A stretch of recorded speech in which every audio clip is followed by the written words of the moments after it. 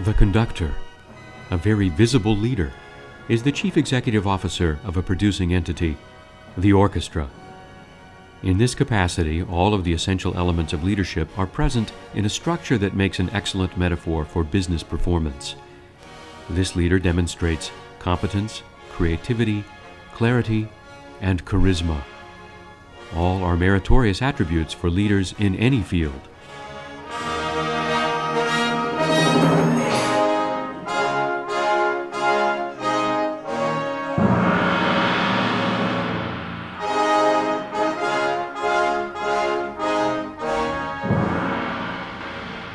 Meet Maestro Anton Coppola, who humbly distills his job into two components. Well, first of all, it's a technical one, in that I've got to make sure that the gestures I'm making are in the right place for them to understand. Then the rest of the communication is a question of personality.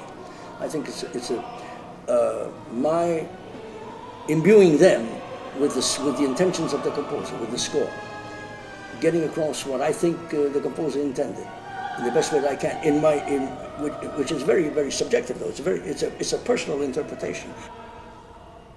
The organizational structure of the symphony orchestra is a classic hierarchy, with the conductor leading various divisions, which each have their own leadership.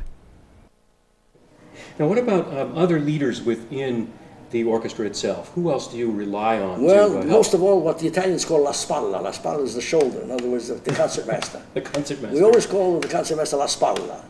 And we refer everything to him or her, first and foremost, whenever we want something. Unless, of course, it's something directly to the timpanist or something like that. Then there's no point in telling the concertmaster about something that applies to the timpanist.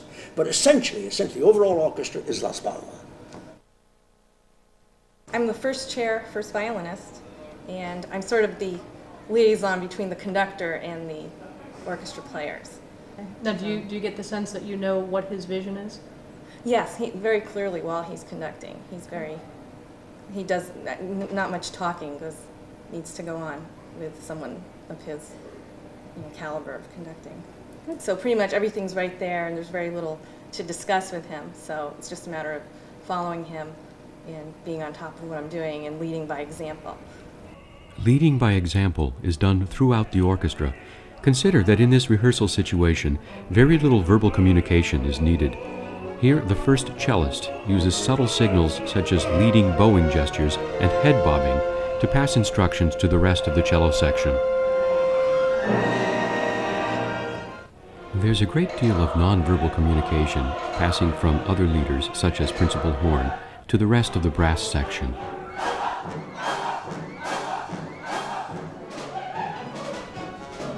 Woodwinds have their own hierarchy in communication, as does the percussion section. Harp and celeste are independent members of the orchestra. Their business counterpart may be the highly paid consultant who eventually makes an important contribution, but may spend a lot of time sitting around. Now let's hear what it's like from the follower's perspective. We have to look at our music and at the same time be aware of our section leader, for me to be the principal viola, and the concert mistress, and the conductor. So you have, through your peripheral vision, you always have to be watching what they're doing at all times. Even if you're looking at your music, you have to know, I have to know where my leader and the concertmaster are playing their bow, what part of the bow. And so just, it's an incredible awareness. I can't just play the way I want to play or live in my box. I have to be aware of them at all times and defer to them and do what they do. Consider another metaphor for the business environment. Here we see vision in action. The leader communicates ideas and values for the creation of the product, and the followers share in the performance of this vision. He comes in with his vision, but then he works with what he's got. He always lets us feel that we can do it, that he's excited about what we're doing, that sometimes maybe even we're doing more than he anticipated. He's fluid, he's flexible. He doesn't stick with something and say, demand that we get that one point that he came in with, and so we get inspired. We feel like he's with us. He's bringing out the best in everybody, and we want to play. We want to play ball because he's treating us like we're professionals and we can do it.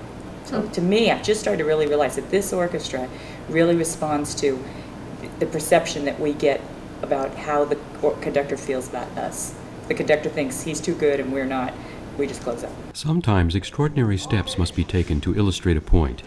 This process is more meaningful if the firm approach is the exception rather than the rule, and if it's delivered in a supportive rather than demeaning way.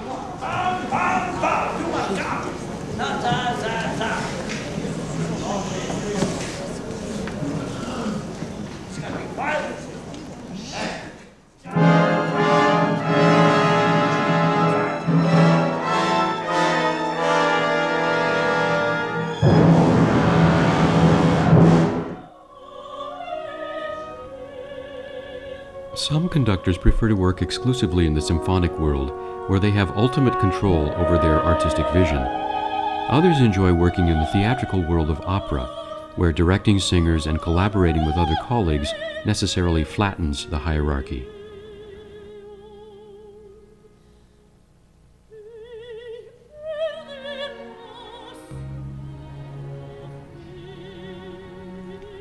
In this model, the general or artistic director functions as CEO, selecting the collaborators and casting the performers, balancing the experience of the conductor with the fresh perspective of a creative stage director and design team.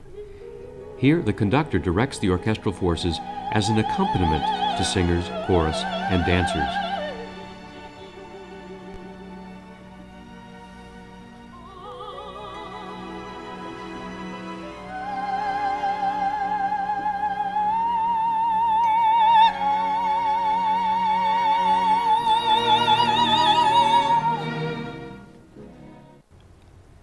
The opera organizational structure is one of teams functioning on tasks directed by team leaders who must coordinate their independent efforts towards a shared vision of the performance product. Business can benefit from this metaphor as well. While leaders must have order, hold high standards, and expect quick results, they must also foster an environment where risks can be taken. Freedom and flexibility in the everyday rehearsal process leads to creative discoveries that eventually converge in performance. Listen to these leaders express their views about sharing their vision. It starts off with, as far as I'm concerned, with giving the stage director complete leeway to interpret what he or she thinks is the way the play should be played. Now, the only thing that I'm concerned with is if and when it does interfere with the intentions of the composer. If that happens, then I've got to step in and say and do something about it.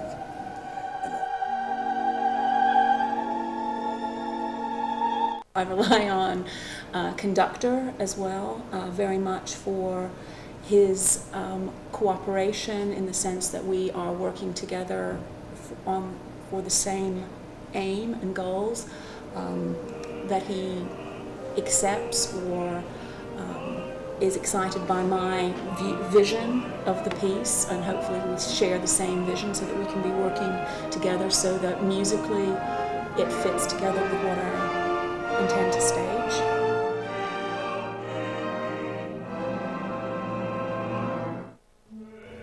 In realizing this vision, other functional collaborators play very important supporting roles. Stage management coordinates communication among collaborators and helps control the performance by cueing all production elements. Chorus directors train and monitor their forces.